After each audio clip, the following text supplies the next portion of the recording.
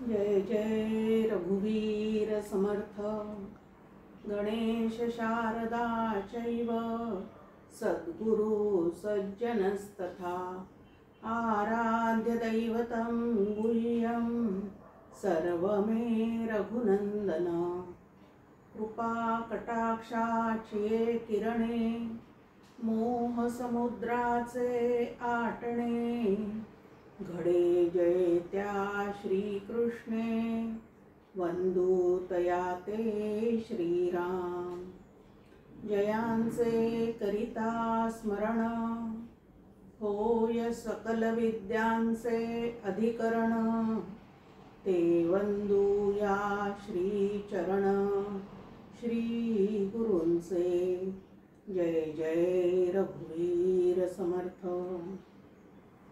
स्वतेजे प्रकाशी खऱ्या भक्तिपंथा भवतारकुदे जगानाम पंथा मराठीत वेदू धरी रूप गाथा तुकाराम चरणी सदा नम्र माथा जय जय रघुवीर समर्थ कुंडलिक वरदा हरी विठ्ठल श्री ज्ञानदेव तुकाराम पंढरीनाथ महाराज की जय जय जय रघुवीर समर्थ।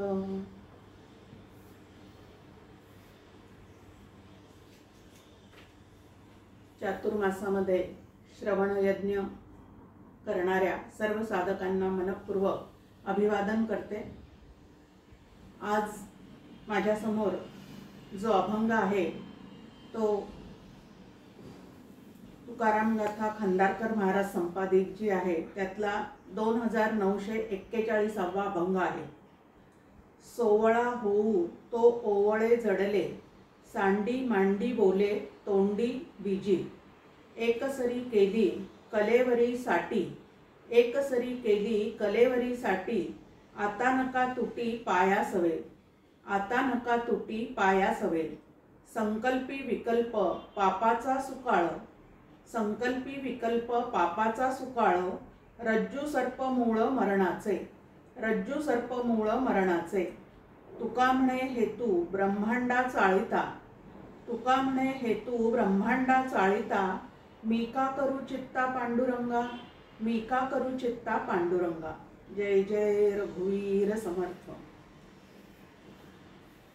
सुरुवात सोवळा आणि ओवळा या दोन शब्दांनी या अभंगाची झालेली आहे। खरं तर सोवळं आणि ओवळं हे हल्लीच्या जमान्यामध्ये हे शब्द तरी सगळ्यांना माहिती आहेत का हा एक मोठा प्रश्न आहे। पण श्रवण करणारे तुम्ही आम्ही जे आहोत ते जरा मागच्या पिढीतले असल्यामुळे हे दोन शब्द आपल्या चांगल्या परिचयाचे आहेत। सुरुवातीलाच आधी एक या सोवळ्या ओवळ्याचा छान अर्थ समजून सांगणारा एक दृष्टांत मंदातेंनी दिलेला सांगते, म्हणजे नेमकं सोवळं म्हणजे काय आणि ओवळं म्हणजे काय हे आपल्याला लक्षात यायला मदत होईल। पूर्वीच्या काळी सणावाराच्या दिवशी सोवळ्यात स्वयंपाक करण्याची पद्धत होती। तर एक भगिनी स्वतःच्या घरी काही कुळाचार कुळधर्म होता म्हणून सोवळ्यात झालेली होती स्वयंपाक करण्यासाठी। साधारण 30-35शीतली ती भगिनी एक 2-2.5 वर्षाचं तिला एक मूल होतं। तर सोवळ्यात झालेली होती स्वयंपाक करायला लागली त्यावेळेला मुलगा झोपलेला होता। पण झोपेतून उठल्यानंतर सगळ्या मुलांना साधारण उठल्या उठल्या कोण पाहिजे असते तर आई पाहिजे असते की उठल्या उठल्या आईनी कडेवर घ्यावं। आजूबाजूला आई दिसली नाही म्हणून रडायला सुरुवात केली। वडिलांनी घेतलं आजोबांनी घेतलं आजीनी घेतलं पण थांबायला तयार नाही तर त्याला आईकडेच जायचं होतं। आता आई सोवळ्यात आणि हा ओवळ्यात। आता त्याला जर आईकडे जायचं असेल तर काय करावं लागेल तर मग त्या आजी ज्या त्याच्या होत्या त्यांनी काय केलं तर त्याचं अंगातलं झबलं काढलं आणि टोपलं सुद्धा काढलं आणि सगळे कपडे अंगातले काढून त्याला सोवळं केलं। म्हणजे तो जो ओवळ्यात होता ते त्याला सोवळ्यात केलं आणि मग तो काय झाला तर आईकडे जाऊ शकला। आता सोवळ्यात असणाऱ्या आईकडे जर त्याला जायचं होतं तर अंगातलं काय काढावं लागलं त्या मुलाच्या, तर झबलं टोपडं काढावं लागलं. तसं मंदाताई म्हणतात की त्या सोवळ्यात असणाऱ्या भगवंताकडे, म्हणजे निर्गुण निराकार असणाऱ्या त्या भगवंताकडे, इथं सोवळं शब्दाचा अर्थ आहे अत्यंत शुद्ध आणि स्वच्छ झालेला. कारण स्नान केल्याशिवाय तर सोवळं सिद्धच होऊ शकत नाही. आणि ज्या कपड्यांना दुसऱ्या कुठल्याही माणसाचा स्पर्श झालेला नाही असे कपडे अंगावर चढवले की ते सोवळ्यात असतं. मग निर्गुण निराकार परमात्मा ज्याला कशाचाच संग नाही म्हणून तो सोवळ्यात आहे. आणि त्याला भेटायला जाणाऱ्या आम्ही जे आहोत ते मात्र अनेक गोष्टीचा संग लागलेला असल्यामुळे ओवळ्यात आहोत. मग आम्हाला जर सोवळ्यात असणाऱ्या त्या भगवंताची भेट घ्यायची असेल तर इकडं कसं त्या मुलाचे काय काढलेले आहेत सोवळ्यात असलेल्या आईकडे जाण्यासाठी, तर त्याचं अंगडं आणि टोपडं काढलेलं आहे. तसं परमपूज्य मंदाताई सांगतात की अहंकाराचं टोपडं आणि ममतेचं झबलं अंगातून काढल्याशिवाय त्या निर्गुण निराकाराची आपली भेट होऊ शकत नाही. जर त्याच्याकडे आम्हाला जायचं असेल, म्हणजे सोवळ्यात होऊन त्याच्याकडे आम्हाला जायचं आहे, तर मग आम्हाला अहंता आणि ममता या दोन गोष्टी चित्तातून काय केल्या पाहिजेत तर काढून टाकल्या पाहिजेत, त्यांचा निराश केला पाहिजे. त्यावेळेलाच आम्हाला सोवळ्यात असलेल्या त्या ब्रह्माला पूर्णपणे जाणता येईल, त्याच्याशी एकरूप होता येईल.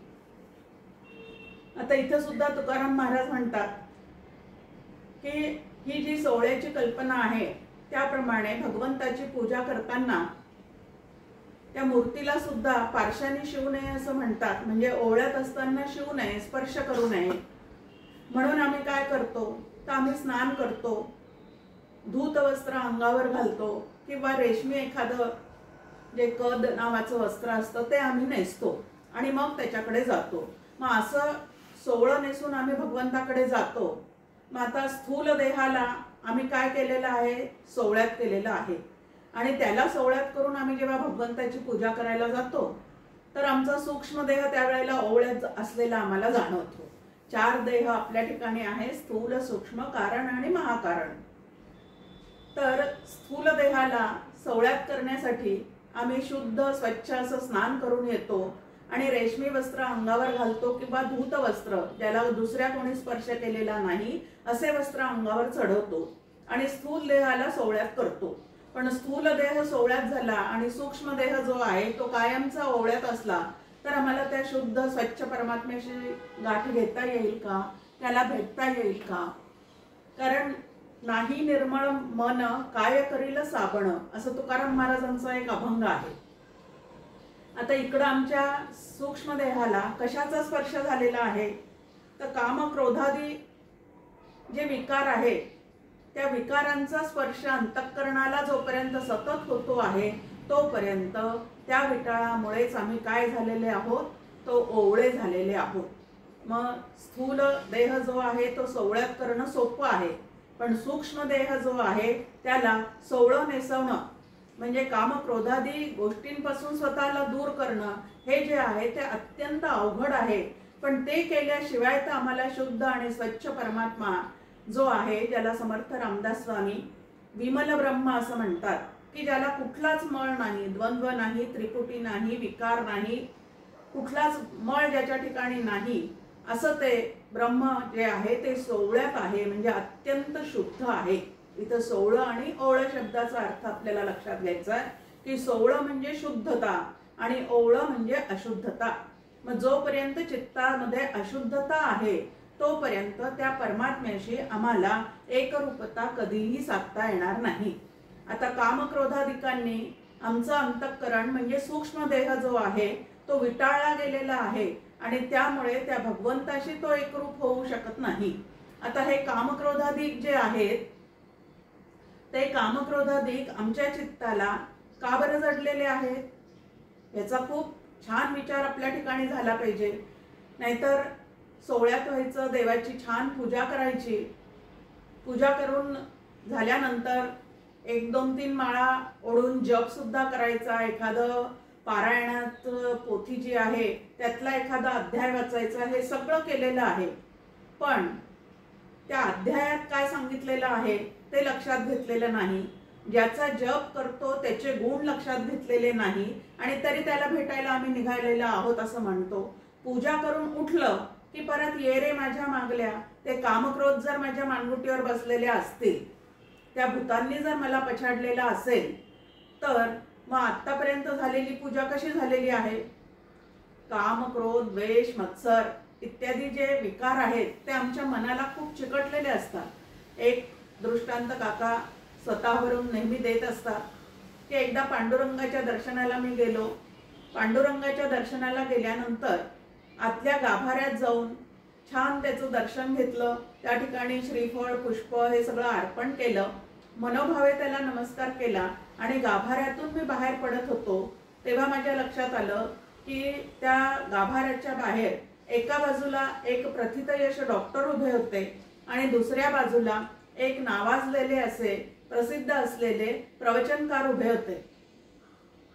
आता मी सुद्धा डॉक्टर आहे आणि प्रवचनकार सुद्धा आहे आणि मी दर्शन घेत असताना माझ्या मागे लगेच हे दोन कोण उपटसंभ आले असं म्हणून थोडंसं देहबोली माझी बदलली गेली आणि त्या डॉक्टरला आणि प्रवचनकाराला मी थोडंसं तिरकस नजरेने बघायला लागलो. आणि ज्या वेळेला मी घरी आलो, रात्री झोपताना भगवंताला म्हटलं की का रे भगवंता, आज मी तुझ्या गाभाऱ्यात आलो, तुझी छान पूजा केली, तुझ्यापर्यंत ती पोहोचली का नाही?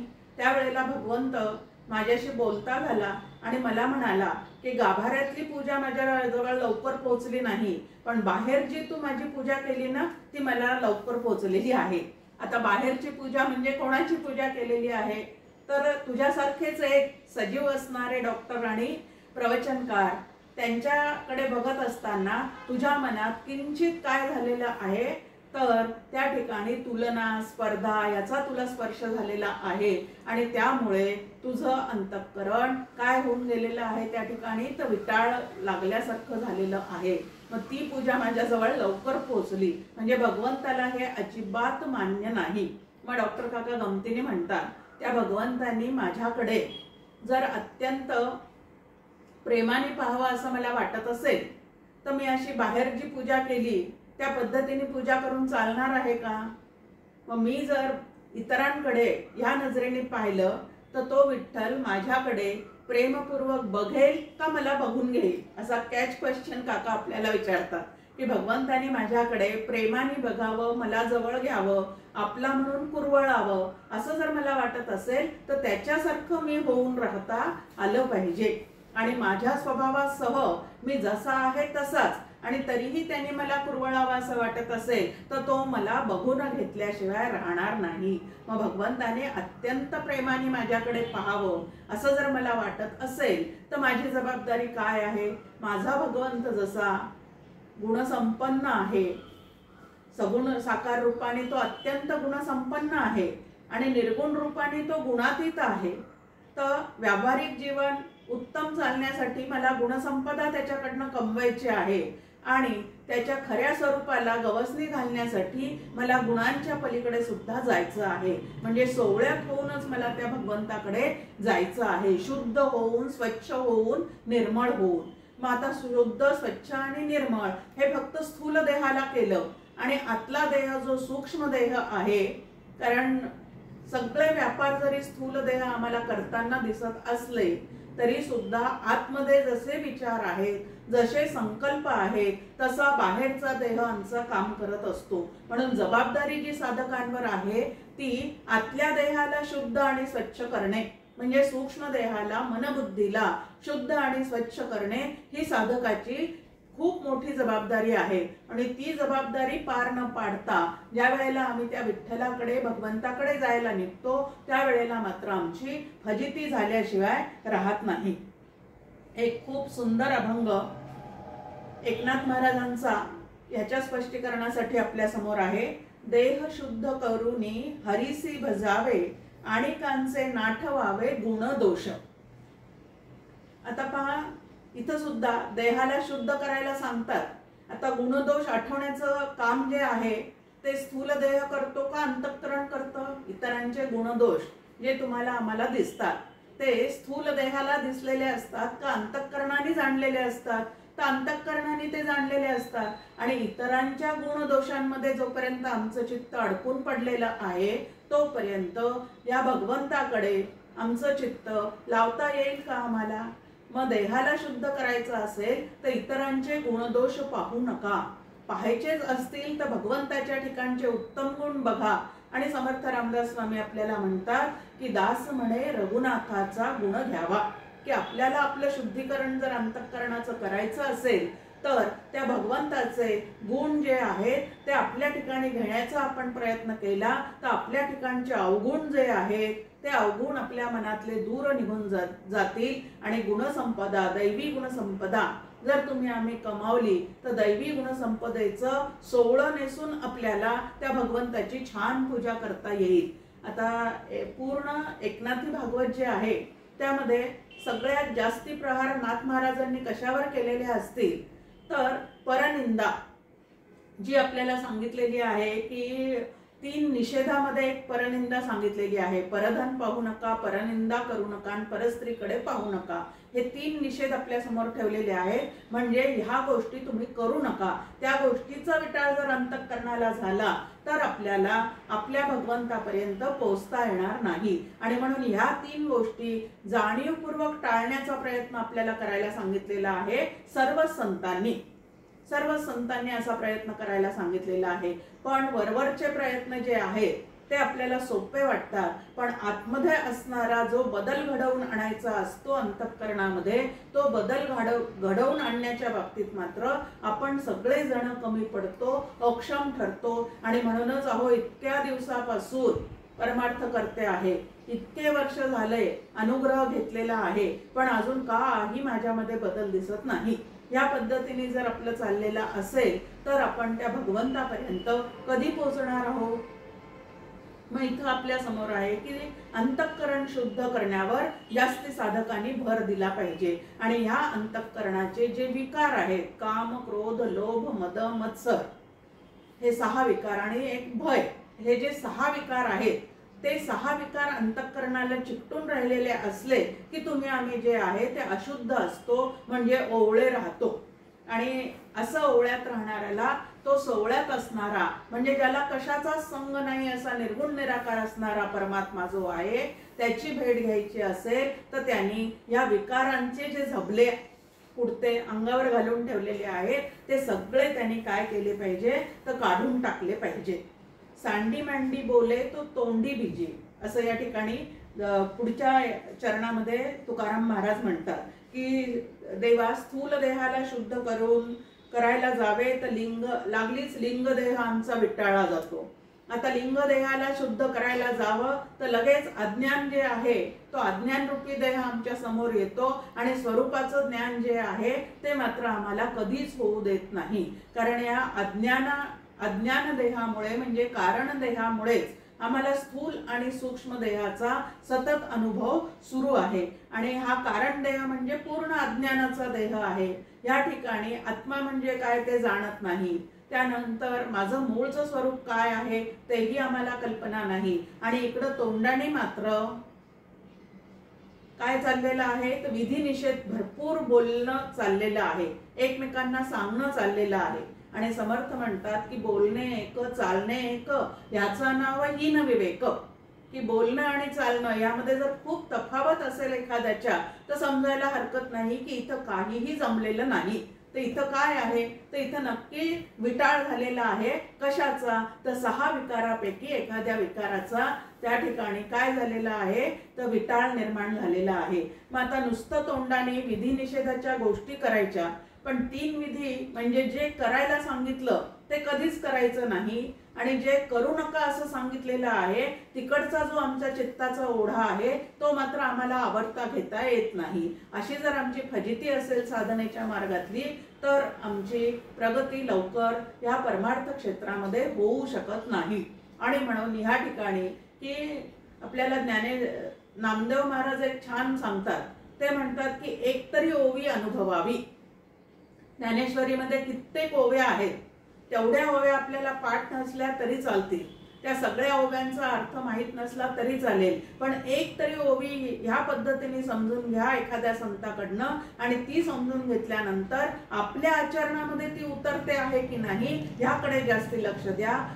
आचरण शुद्ध झाल्याशिवाय, अंतःकरण वैचारिक दृष्ट्या शुद्ध झाल्याशिवाय परमात्म्याचं जे स्वरूप आहे ते तुम्हाला आम्हाला कळणं कधीही शक्य नाही. मग विधी निषेधाच्या गप्पा खूप मारायच्या, पण प्रत्यक्षात मात्र आचरणामध्ये किंचितही बदल जर घडवून आणता आला नाही तर त्याचा काहीच उपयोग नाही.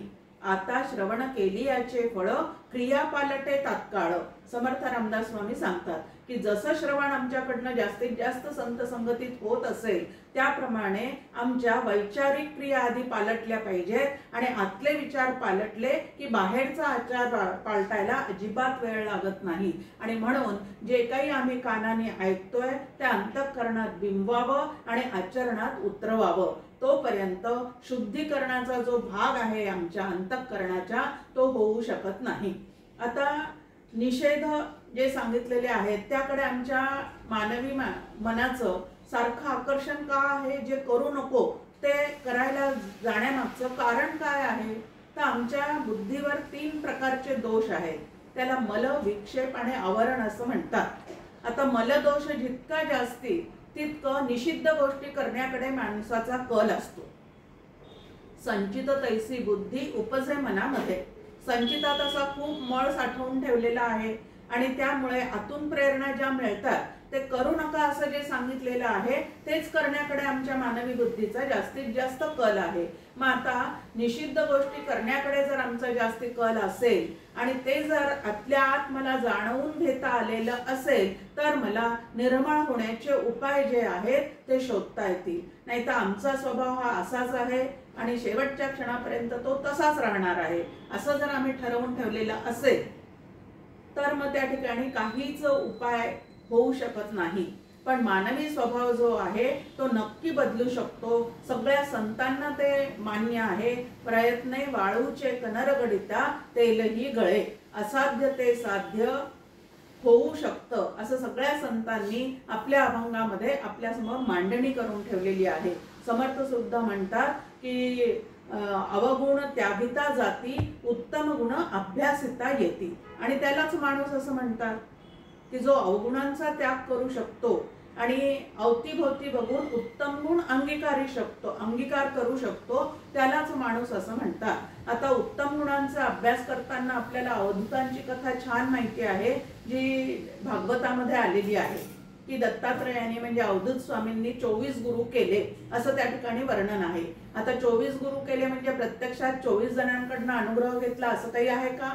तर असं नाही. गुरु एकच केलेला आहे, पण जिथं जिथं उत्तम गुण दिसतो तो माझ्या गुरूंचा आहे, आणि गुरूंचे गुण घेतल्याशिवाय मला गुरु ज्या धामात राहतात त्या धामात प्रवेश मिळणार नाही. आणि म्हणून मला उत्तम गुणी व्हावं लागेल आणि त्या गुणांचा अहंकार सुद्धा मला त्यागावा लागेल. एवढ्या पद्धतीने ज्या वेळेला विचार होतो त्यावेळेला कुठंतरी हळूहळू आम्ही सोवळ्यात व्हायला सुरुवात होते.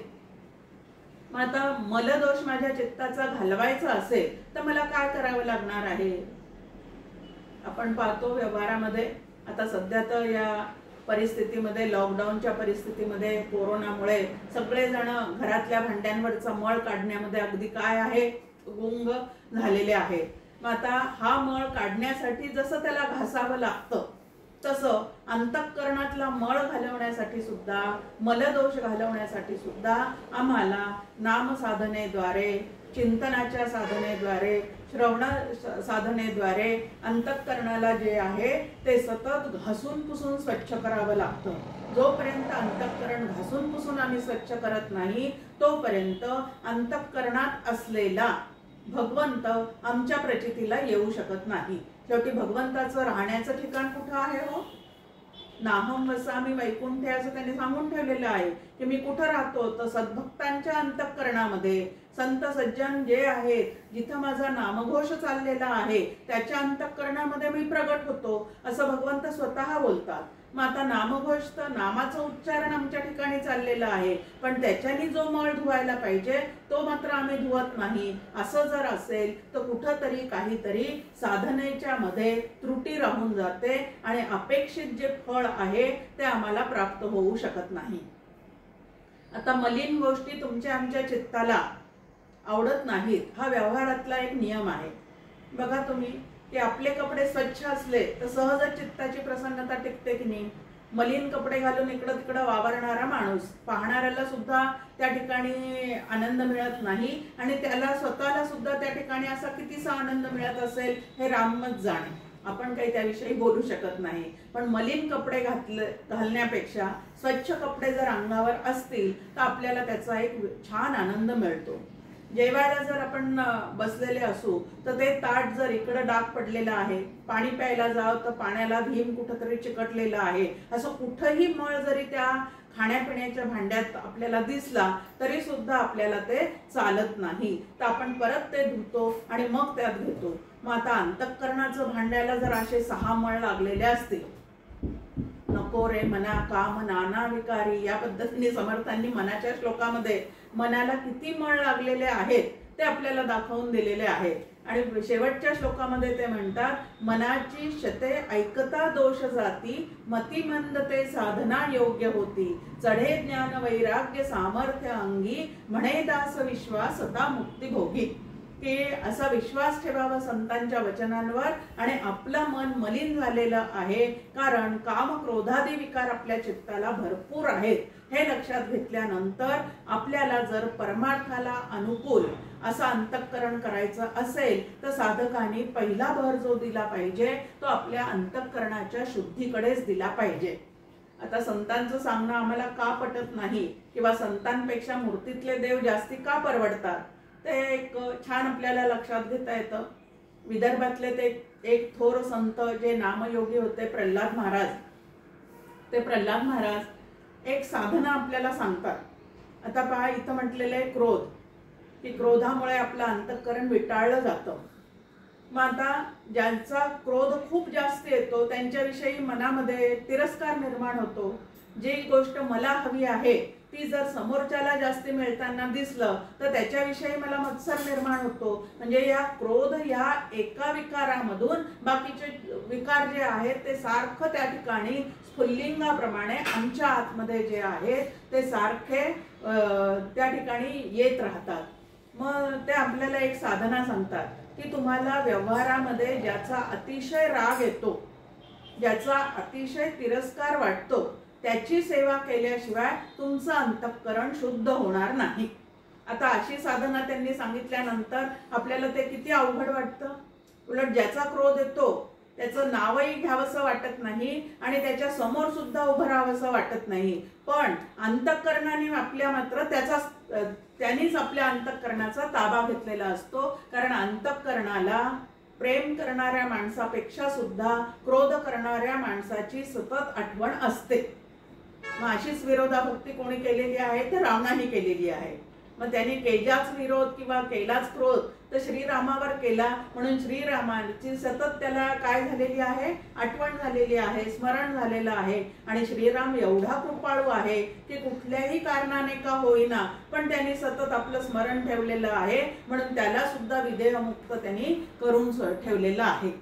मग आता मनात येतं आपल्याला की इतके जर विकार असतील तर या विकारांसह त्या निर्विकार असणाऱ्या परमात्म्यापर्यंत मला कसं जाता येणार आहे. म्हणून विकार कमी करणे याला साधना असं म्हणतात. ज्याचा आपल्याला राग येतो, तिरस्कार येतो त्याच्याशीच मनापासून प्रेमाने बोलण्याचा व्यवहार केल्याशिवाय अंतःकरणातला क्रोध जो आहे तो निघून जाणार नाही.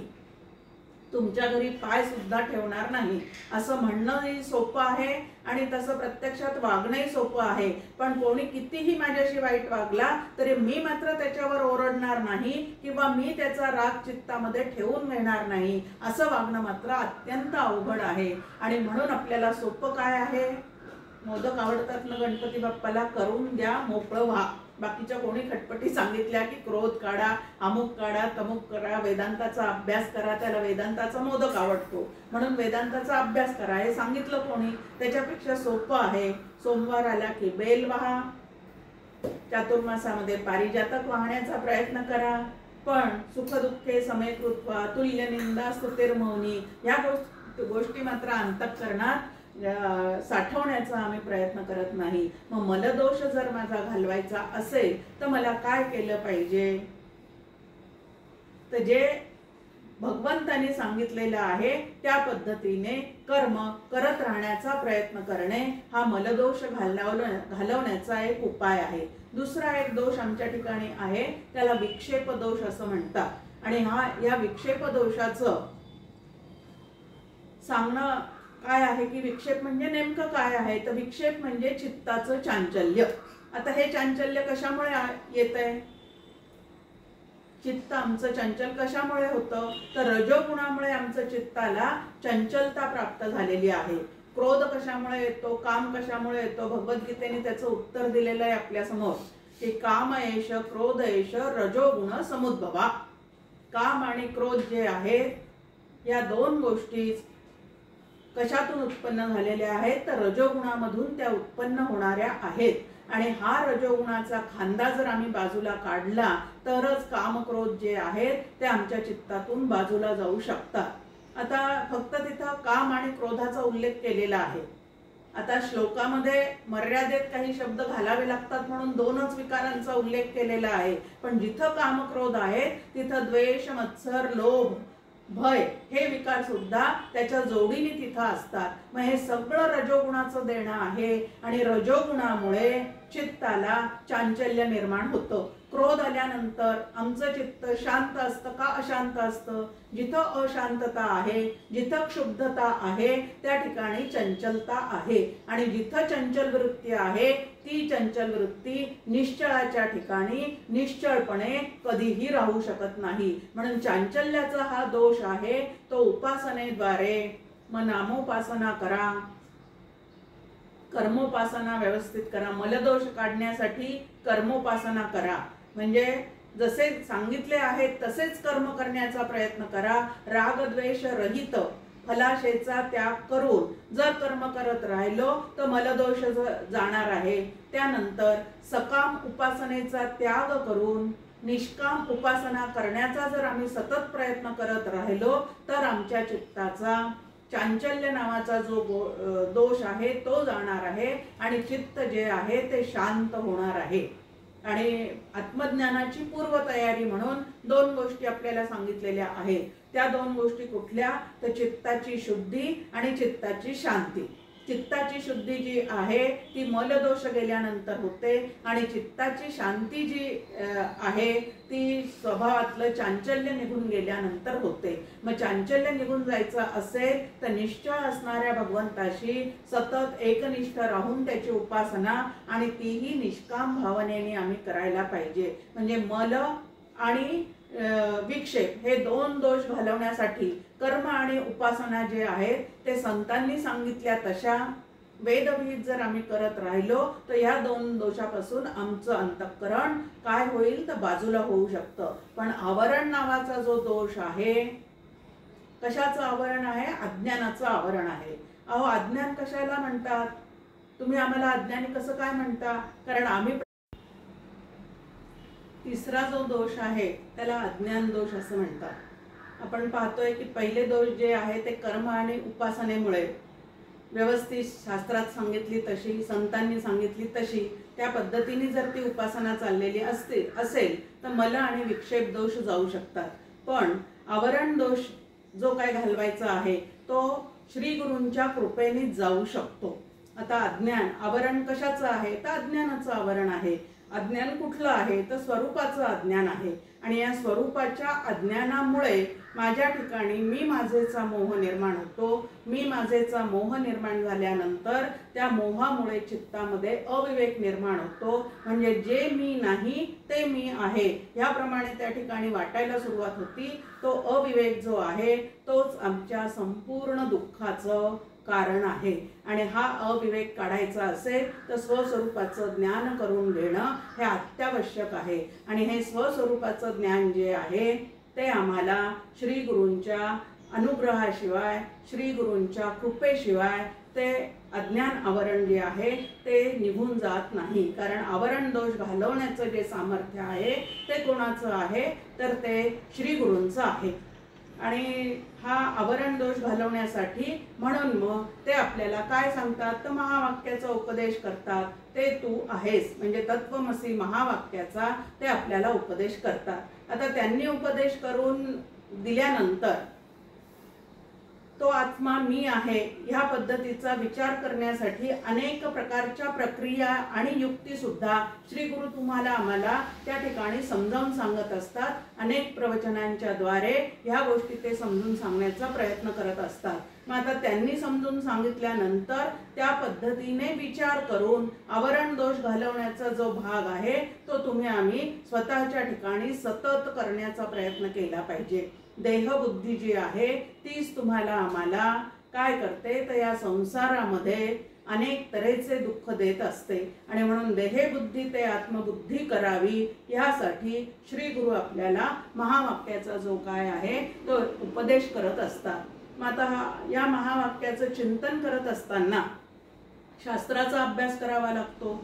ते शास्त्र सुद्धा श्री गुरु कृपेमुळेच आपल्याला समजत असतं. पण शास्त्राच्या अभ्यासामध्ये ज्या वेळेला त्या शब्दारण्यामध्ये आपण अडकून पडतो त्यावेळेला त्या शब्दांच्या द्वारे जिकडं आपल्याला लक्ष द्यायला सांगितलेलं आहे तिकडं जर आपलं लक्ष राहत नसेल म्हणजे लक्षाशी एकरूप होत नसेल तर मात्र या शब्दज्ञानाचा सुद्धा काहीही उपयोग होत नाही. त्याचा उलट अजून एक अहंकार चढतो की आता आम्ही कोण झालेले आहोत ज्ञानमार्गी झालेले आहोत. आम्हाला आता सगळं शब्दज्ञान झालेलं आहे. ब्रह्म म्हणजे काय, माया म्हणजे काय हे सगळं आम्हाला समजायला लागलेलं आहे. सगळ्याच्या व्याख्या पाठ झालेल्या आहे. पंचीकरण म्हणजे काय, चार महावाक्य म्हणजे काय हे सगळं तोंडपाठ असतं. पण तोंडपाठ असून जर ते आचरणात उतरवता येत नसेल, डॉक्टर काका नेहमी एक आपल्याला सूचना देतात सातत्याने आणि प्रेमाचा आग्रह करत असतात की शिकलेल्या सगळ्या शास्त्राचा उपयोग साधनेमध्ये करता आला पाहिजे. की शास्त्र जसं आहे तसं ते जीवनात उतरवण्याची एक कला सुद्धा आहे. आणि ही कला जोपर्यंत आपल्याला अवगत होत नाही तोपर्यंत स्वस्वरूपाचा अनुभवही येणार नाही. आणि अनुभव आला तर त्याचा आनंद सुद्धा टिकवता येणार नाही. कारण तो क्षणभंगूर अनुभव राहील आणि शब्दज्ञानाचा अहंकार मात्र आपल्याला चढत जाईल. आणि म्हणून ज्ञानेश्वर माऊली सुद्धा आपल्या समोर एक ओवी ठेवतात. नवला अहंकाराचे गोठी न लगे विशेष ज्ञानापाठी अज्ञानापाठी अज्ञानाचे ज्ञानियाच्या झोंबे कंठी नाना संकटी नाचवी. या ठिकाणी ते म्हणतात की ज्ञानियांच्या मानेवर मात्र हे शब्दज्ञान झाल्याचं अहंकाराचं भूत जर बसलेलं असेल तर नाना संकटी नाचवी. त्याच्यापेक्षा काय आहे तर ज्याला माहिती नाही तो बरा. समर्थांच्या भाषेमध्ये एक मूर्ख आणि एक पडत मूर्ख. त्या म्हणतात पडत मूर्खापेक्षा मूर्ख परवडला की तो अज्ञानाने का होईना पण सुखी असतो. आपण नेहमी म्हणतो की अज्ञानी माणसं सुखी असतात म्हणजे काय त्यांना काही माहिती नसतं तेच बरं असतं या पद्धतीने. पण माहिती झाल्यानंतर धड इकडचाही नाही आणि धड तिकडचाही नाही, मध्ये आधे मात्र तो अजूनच अभिमानाने काय झालेला असतो तर पूर्णपणे फुगलेला असतो. आणि अभिमानाने फुगलेले लोक ब्रह्मरूप होऊ शकत नाही. आता अभिमानाचा विटाळ सुद्धा आपल्या चित्ताला होऊ देऊ नये. आपला मुद्दा चाललेला आहे सोहळ्यात जाऊन त्या परमात्म्याला काय करायचं आहे तर भेटायचं आहे. मग पुढे या ठिकाणी म्हणतात तुकाराम महाराज की या सगळ्या खटपटी करण्यापेक्षा मला अत्यंत सोपं काय वाटतं भगवंता आणि ते मी या ठिकाणी केलेलं आहे. काय केलेलं आहे तर माझा देहच तुला अर्पण करून टाकलेला आहे. म्हणजे चारीच्या चारी देह तुझ्या ठिकाणी काय केलेले आहेत तर समर्पित केलेले आहेत. आता चारी देह त्याच्या ठिकाणी समर्पित केले म्हणजे माझा स्थूल देह जो आहे तो तुझं कार्य करण्यासाठी झिजतो आहे. माझा सूक्ष्म देह जो आहे तो या ठिकाणी सतत तुझं स्मरण करत आहे. त्यानंतर अज्ञान माझ्या चित्तातलं घालवण्यासाठीच मी सगळे तऱ्हेचे प्रयत्न करत आहे. आणि ज्ञान जे काय आहे ते तुझ्या कृपेने होत चाललेलं आहे असा भाव असल्यामुळे त्या ज्ञानाचा सुद्धा माझ्या ठिकाणी अभिमान अजिबात चढत नाही. मग माझे चारही देह मी तुला समर्पित केलेले आहे. आता या देहाच्या निर्वाहाची काळजी मी कशाला करू? या पद्धतीने ते की एकसरी केली कलेवरीसाठी, आता नका तुटी पायासवे. आता एकच प्रार्थना आहे की या चारी देहासह मी तुला शरण आलेला आहे आणि तू आता मला यत्किंचित सुद्धा काय करू नकोस, तर दूर करू नकोस. आता वास्तविक पाहता भगवंत कधीही कोणाला दूर करत नाही. आस्तिक असो नास्तिक असो, सज्जन असो दुर्जन असो, या सगळ्यांसोबत निर्गुण निराकार परमात्मा जो आहे तो सतत राहत आलेला आहे. तो कोणालाच सोडत नाही, कारण तो सर्वत्र सदा समत्वानी आहे. सज्जन असू दे दुर्जन असू दे, चांगला असू दे वाईट असू दे, सगळ्यांची अभिव्यक्ती त्या अधिष्ठान रूप निर्गुण निराकार परमात्म्याच्या सत्तेवरच झालेली आहे. त्यामुळे तो कधीच कोणाला सोडत नाही. मग आता सगुण परमेश्वर जो आहे तो तरी कोणाला सोडतो का? तर दुर्जनांना तो धडा दिल्याशिवाय सोडत नाही. आता इथं दुर्जनांना तो धडा दिल्याशिवाय सोडत नाही आणि सज्जनांना तो काय करतो, तर त्यांच्या पाठीशी राहून कधीही त्यांना सोडत नाही. या पद्धतीने तो सगळ्यांसोबतच सगुण निर्गुण उभय रूपामध्ये असतो. आणि इथं तुकाराम महाराज म्हणतात की मी तुलाच तो वाहून टाकल्यामुळे आता मला या देहाची अजिबात काही काळजी करण्याचं कारण नाही. नाही तर तुम्हाला आम्हाला सारखी काय आहे, माझ्या देहाचं काय होईल कसं होईल. सध्या परिस्थिती तर आपण पाहतो सगळे भोग घेणं आपलं सुरू आहे. कित्येक ठिकाणी लग्न कार्य सुद्धा सुरू आहे, काही ठिकाणी मुलं जन्माला येणं सुद्धा सुरू आहे. हे सगळं चाललेलं आहे. पण प्रत्येकाच्या डोक्यावर एक मृत्यूची भीती जी आहे ती सद्यस्थितीमध्ये चिकटलेली आहे आणि चिंता आहे, काय होईल कसं होईल, काय होईल कसं होईल. आता ही चिंता करण्याचं कारण काय आहे? देहबुद्धी जितकी जास्त तितकी देहाविषयी, प्रपंचाविषयी, कुटुंबाविषयी जी काय आहे ती चिंता आपल्या चित्ताला लागलेली असते. आणि जितकी चिंता जास्त तितकं भगवंताचं चिंतन जे आहे ते कमी होतं. छान पद्धतीने आपल्या समोर की चिंता नेहमी प्रपंचाविषयी असते आणि चिंतन जे आहे ते भगवंताविषयी असतं. मग आता चिंता जितकी जास्त तितकं बीपी हाय लो, तितकं शुगर कमी जास्ती, या पद्धतीने ते विकार जडलेले असतात. म्हणजे आधीच अंतःकरणात विकार आहेतच, त्यात या स्थूल देहाला सुद्धा या पद्धतीचे व्याधीचे विकार जडलेले असतात. म्हणजे स्थूल देहही बिघडलेला, सूक्ष्म देहही बिघडलेला आणि त्या परमात्म्याची भेट कधी होणार आहे? मग चिंता जी आहे ती नेहमी प्रपंचाविषयी असते. आणि प्रपंचाविषयी चिंता कशामुळे वाटते? तर त्या प्रपंचाचा कर्ता मी आहे. कितीदाही आपण ऐकतो, एकमेकांना समजावून सांगतो, अहो झाडाचं वाळलेलं पान सुद्धा त्याच्या सत्तेशिवाय हलत नाही, असं एकमेकांना समजून सांगतो. मग झाडाचं पानही त्याच्या सत्तेशिवाय हलत नाही आणि आमचा प्रपंच मात्र आम्ही केल्याशिवाय होत नाही. हे कसं काय बरोबर जमतंय का? याचा अर्थ प्रपंच सगळा तो पाहणार आहे म्हणून मी नुसतं गादीवर लोळत बसायचं असं नाहीये. जे करायला पाहिजे ते मीच करायचं आहे. पण करता करविता जर याचा कोण आहे तर तो भगवंत आहे, हे मला कायम लक्षात ठेवता आलं पाहिजे. पण ज्या वेळेला या प्रपंचाचा मी करता होऊन बसतो त्यावेळेला त्या प्रपंचाच्या चिंतेने अंतःकरणाला आमच्या कायम ग्रहण लागलेलं असतं. आणि तेही कसं आहे तर खंडग्रास ग्रहण, की त्या ग्रहणातून आम्ही आमची सुटका करूनच घेऊ शकत नाही. मग भगवंताचे चिंतन कसे करावे ते श्री गुरूंकडनं समजून घ्यायचं आहे. की सर्वत्र तो जर आहे तर त्याला सर्वत्र पाहण्याची कला काय आहे हे सुद्धा आम्ही श्री गुरूंकडनं समजून घेऊ शकतो. समर्थ रामदास स्वामी म्हणतात, मनी मानव व्यर्थ चिंता वाहते, अकस्मात होणार होऊन जाते. काय होईल कसं होईलचं चिंतन करत जरी आम्ही किती राहिलो तरी सुद्धा जे घडायचं आहे ते घडणारच आहे. याही पुढे जाऊन डॉक्टर काका एक आपल्याला नवीन भाषेमध्ये सांगतात की आमच्या जीवनात काय घडणार आहे ते जन्मापासून तर मृत्यूपर्यंतचे जे एपिसोड आहेत ते सगळे एपिसोड आधीच काय झालेले आहेत तर आधीच पूर्ण तयार झालेले आहेत. मग आता क्रियमाण स्वातंत्र्याने आम्हाला ते एपिसोड शांतपणे पाहता आले पाहिजेत. एवढं आता लक्षात घ्यायचं आहे की आधीच सगळी ब्ल्यूप्रिंट आमची तयार आहे आणि ती आता आम्हाला या ठिकाणी काय करायचं आहे तर शांतपणे पाहायचं आहे. मग आता आपल्या चित्तामध्ये एवढी चिंता का बरं आहे? मी करता ऐसे म्हणसी तेणे तू कष्टी होसी. की कर्तृत्वाचं सगळं अहंकार आपण आपल्याकडे घेतो, भोक्तृत्वाचा अहंकार आपल्या मानेवर बसलेला आहे आणि म्हणून सतत दुःख करण्याचा प्रसंग जो आहे तो तुमच्या आमच्यावर येतो. जगत चालक जर तो भगवंत आहे तर माझ्या देहाचा चालक सुद्धा तो आहे, इंद्रिय चालक सुद्धा तो आहे. हे कायमचं लक्षात ठेवावं आणि त्याला समर्पित होऊन जीवन जगण्याचा प्रयत्न करावा, म्हणजे तुम्हाला आम्हाला त्या भगवंतापर्यंत नक्की पोहोचता येईल. या ठिकाणी तुकाराम महाराज म्हणतात, इकडं विधी निषेधाच्या खूप गप्पा मारायच्या, एकमेकांना त्याचे प्रवचन करून सांगायचे, पण अज्ञानाचं जे बीज आहे, आता अज्ञानाचं बीज काय आहे तर अज्ञानाचं बीज वासना हे आहे, अज्ञानाचं बीज मोह हे आहे आणि तो मात्र चित्तातून आम्ही अजिबात काढून टाकला नाही तर आम्ही त्या ज्ञान घन असणाऱ्या परमात्म्यापर्यंत कधी पोहोचणार आहोत. मग नुसत्याच गप्पा मारण्यापेक्षा प्रत्यक्षात थोडं तरी काहीतरी करण्याचा जो प्रयत्न आहे तो तुमच्या आमच्याकडनं झाला पाहिजे.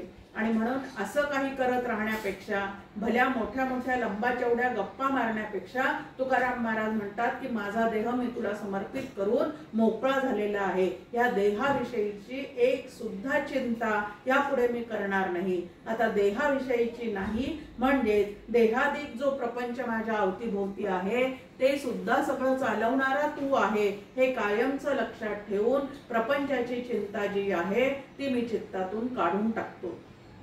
डॉक्टर काकांचं एक छान गीत आहे, कविता आहे, चिंता मुळी न करणे. ती चिंता करून काय होणार आहे, एकदा लक्षात घेतलं की जे व्हायचं आहे ते होणारच आहे, तर चिंता कशासाठी करायची. त्याच्यापेक्षा भगवंताच्या चिंतनामध्ये जर अंतःकरण आपण सातत्याने गुंतवून ठेवलं, रमवून ठेवलं, तर त्या भगवंताचा आनंद जो आहे तो आपल्या चित्तामध्ये सुद्धा सतत प्रगट होत राहतो. आणि म्हणून या ठिकाणी आपल्या समोर पुढे ते म्हणतात की संकल्पी विकल्प पापाचा सुकाळ, रज्जू सर्प मूळ मरणाचे. की रज्जूवर भासलेला सर्प जोपर्यंत पाहणाऱ्याला सत्य वाटतो तोपर्यंत तो सर्प मला चावून मला मरण येईल अशी चिंता त्याला वाटतच राहते. आता गंमत आहे की रज्जूवर भासलेला सर्प खरोखरीच सत्य आहे का कल्पित आहे, तर त्याच्या चित्तातल्या गोंधळामुळे त्याला तो भासलेला आहे, त्याला अध्यास झालेला आहे आणि अध्यासाला सत्य समजल्यामुळे त्याला मरणाचं भय वाटत आहे. आता तो जो सर्प आहे तो सर्प जोपर्यंत त्याला सत्यत्वाने भासत राहणार आहे तोपर्यंत मरणाचं भय त्याच्या चित्तातून जाणार नाही. त्या पद्धतीने जोपर्यंत माझा देह आणि माझ्या देहाने केलेला एवढा जो प्रपंच आहे तो मला सत्य वाटत आहे तोपर्यंत देहाविषयीची प्रपंचाविषयीची माझी जी काळजी आहे ती चित्तातून कधीही जाणार नाही. आणि काळजीने घरामध्ये घर केलं की काजळी धरायला सुरुवात होते आणि काजळी जशी काचेला धरली की आतला प्रकाश जो आहे त्या ज्योतीचा प्रकाश त्या काचेमधून बाहेर येऊ शकत नाही. त्याप्रमाणे काजळीने घेरलेल्या अंतःकरणामध्ये भगवंताचा जो ज्ञान प्रकाश आहे तो आमच्यापर्यंत पोहोचत नाही. म्हणजे कितीही साधना जरी करत राहिलो तरी मी ब्रह्म आहे असा निश्चय बुद्धीचा कधीच होत नाही. मग आता संकल्पी विकल्प पापाचा सुकाळ, की मी देह आहे या संकल्पामुळे जे आमच्याकडनं करणं सुरू झालेलं आहे त्याच्याच ठिकाणी पाप निर्मिती आहे. मागच्याही अभंगामध्ये आपण पाहिलं की परमार्थामध्ये मी देह आहे, जग सत्य आहे आणि मी कर्ता भोक्ता आहे असं समजणे, असा विचार करणे ह्यालाच पारमार्थिक पाप असं म्हणतात. आणि हे संतांकडनं ऐकल्यानंतर आपल्याला असं वाटतं की आपल्या ठिकाणी आपण केवढे पर्वत उभे केलेले आहेत त्या पापाचे. आता तेवढे पर्वत जर बाजूला करायचे असतील तर जेवढं करून ठेवलेलं आहे तेवढं घालवून टाकल्याशिवाय, जेवढा मळ निर्माण झालेला आहे तेवढा मळ धुवून टाकल्याशिवाय आम्हाला स्वस्वरूपाचं ज्ञान जे आहे ते कधीही होणार नाही. मग आता ही जी सगळी जगदृश्य जे आम्हाला सत्यत्वाने वाटत आहे ते काय आहे तर ब्रह्मसत्य जगन मिथ्या हा विवेक जो आहे तो आमचा आतमध्ये रुजलेला नाही. व्याख्या पाठ झालेली आहे की ब्रह्मसत्य आहे जगन मिथ्या आहे, पण जगन मिथ्यात्वाचाही निश्चय नाही आणि ब्रह्मसत्यत्वाचा सुद्धा आतमध्ये निश्चय नाही. आणि त्यामुळे जे जे आम्ही करायला जाऊ ते ते काहीतरी आमचं पापात्मक म्हणजे स्वस्वरूपापासून दूर नेणारच असं काहीतरी या देहबुद्धीमुळे घडत आहे. मग या देहबुद्धीत मी देह आहे या संकल्पावरच काय केलं पाहिजे तर आत्मचिंतनाने मूले उठा रहा. मी देह आहे असं जेव्हा जेव्हा वाटेल तेव्हा तेव्हा मी देह नसून मी आत्मा आहे, कारण माझ्या श्री गुरूंनी मला तसं सांगितलेलं आहे. आणि श्री गुरु संत आणि शास्त्र सत्याशिवाय काहीही सांगत नाही असं दृढपणे विश्वासाने जोपर्यंत आम्ही मनावर घेऊन स्वतःला समजावत नाही तोपर्यंत ही देहबुद्धी जी आहे ती तुमची आमची कमी होऊ शकत नाही. मग देहबुद्धी ते आत्मबुद्धी करावी. मगाशी जे म्हटलं की एकनाथ महाराजांचा जो अभंग आहे त्यामध्ये सुद्धा एकनाथ महाराज म्हणतात की मला जनार्दन स्वामींनी सांगितलं साधने समाधी नकोपा उपाधी. कारण जितके साधन मी करण्याचा प्रयत्न करेल, जितकी समाधी लावण्याचा मी प्रयत्न करेल आणि ते जर व्यवस्थित न करता मी जर केलेल्या साधनेचा लावलेल्या समाधीचा अहंकारच जर माझ्या चित्तावर वाढवून घेत असेल तर हे सगळ्या साधना सुद्धा मला उपाधी सारख्याच राहतील. म्हणजे मूळच्या स्वरूपापासून त्या मला दूर नेऊन ठेवतील. मग त्याच्यापेक्षा सगळ्यात सोपं साधन काय आहे तर सर्व समबुद्धी करी मन. आता हरिपाठामध्ये सुद्धा आपल्या समोर आहे एक हरी आत्मा जीव शिव समा वाया तू दुर्गमी न घाली मन. किती सोपं आहे की परमार्थ जो सिद्धीला जाणार आहे तो कुठले कर्म करून सिद्धीला जाणार नाही. शुद्ध कर्म म्हणजे वेदविहित कर्म केलं तर चित्ताची शुद्धी देण्याचं फळ फक्त ते कर्म आम्हाला देऊ शकतं. वेदविहित उपासना केल्या तर चित्ताची शांती हे फळ ते आम्हाला देऊ शकतं. पण चित्ताचा चैतन्यात लय होण्यासाठी ज्ञान जे आहे श्री गुरूंनी दिलेलं त्याचाच या ठिकाणी आम्हाला काय करावं लागणार आहे तर सतत विचार करावा लागणार आहे. वस्तुसिद्धीर विचारेन न कष्टित कर्म कोटिभी असं शंकराचार्यांनी आपल्या समोर मांडून ठेवलेलं आहे की सर्व समबुद्धी चैतन्य नावाचं तत्व म्हणजे भगवंत म्हणजे खरा देव जो आहे तो सर्वत्र सदा समत्वानी भरलेला आहे असं जर तू सतत पाहण्याचा प्रयत्न करशील तर तुझ्या मनामध्ये अनुकूल प्रतिकूल नावाच्या गोष्टीच निर्माण होणार नाही. आणि अनुकूल प्रतिकूल निर्माण होणं म्हणजे नेमकं काय आहे आवड नावड. आणि त्याच्यातूनच आमच्या ठिकाणी द्वंद्वाची काय होऊन जाते तर निर्मिती होऊन जाते. मग या द्वंद्वाचा समूळ नाश करायचा असेल तर जिथं दोनपणाने काहीच नाही असं एकमेव अद्वितीय असणारं चैतन्य सर्व ठिकाणी पाहण्याचा तुम्ही आम्ही काय केला पाहिजे तर प्रयत्न केला पाहिजे. सद्यस्थितीमध्ये अज्ञानामुळे आणि अविद्येमुळे आमच्या ठिकाणी काय झालेलं आहे तर अधर्माच्या ज्या गोष्टी आहेत त्या ठिकाणी धर्मबुद्धी निर्माण झालेली आहे की नाही सगळं जग ज्या अर्थी असंच वागतं ना त्या अर्थी तेच बरोबर आहे. म्हणजे चुकीच्या गोष्टींना त्या ठिकाणी प्रतिष्ठा प्राप्त झालेली असल्यामुळे आणि त्याच पद्धतीने जर आम्ही तसं वागत राहिलो तर आमचं सुद्धा नुकसान झाल्याशिवाय राहणार नाही. आणि म्हणून काय करायचं आहे तर संत सांगतील त्याप्रमाणे वागण्याचा आपण सातत्याने प्रयत्न करायचा आहे. इथं म्हटलेलं आहे की ह्या पापांचा जो सुकाळ झालेला आहे तो आता आवर्ता घेण्यासाठी पापाचं निर्मूलन करण्यासाठी मी काय करायला पाहिजे तर अपाप विद्ध पाप पुण्याच्या पलीकडे असणारं असं जे भगवंताचं स्वरूप आहे त्या स्वरूपाचं अखंड अनुसंधान ठेवण्याचा आपण आपल्या ठिकाणी प्रयत्न केला पाहिजे. आणि तुकाराम महाराज या ठिकाणी म्हणतात की इतकं सोपं आहे. ज्ञानेश्वरीमध्ये सुद्धा आपल्या समोर सांगितलेलं आहे की जीवा ब्रह्मत्व आहे संकल्प लोपी. की तू जो संकल्प करून ठेवलेला आहे मी देह आहे तेवढ्या संकल्पाचा त्याग कर आणि मी ब्रह्म आहे असा विचार कर. एवढ्या संकल्पाचा त्याग केला की स्वस्वरूपाचं ज्ञान जे आहे ते त्या ठिकाणी ठेवलेलंच आहे. ते होणार आहे ते कोणी देणार आहे असा भाग नाहीये. श्री गुरु आम्हाला साधन रूपाने ते सांगणार आहेत. पण प्रत्यक्ष ज्ञान जे आहे ते मी देह आहे या संकल्पाचा त्याग केल्यावर आणि मी आत्मा आहे असं अंतःकरणात बिंबवल्याशिवाय तो होणार नाही. आवरण दोष जो आहे तो या ठिकाणी त्या पद्धतीचा घालवता येणार नाही. आणि म्हणून काय करायचं आहे परत आपण नाथांच्या अभंगाकडे जाऊ. म्हणे जनार्दन घेई अनुताप, सांडीपा संकल्प एकनाथ. की आता खूप चुकीचा संकल्प करून ठेवल्यामुळे माझ्याकडे भरपूर पाप जमा झालेला आहे असं तुला वाटतं आहे ना? वाटतं आहे, त्याचा पश्चाताप होतो आहे ना? मग आता अनुताप घे. म्हणजे काय करतो? मी देह आहे हा जो संकल्प आहे तो सोडून दे.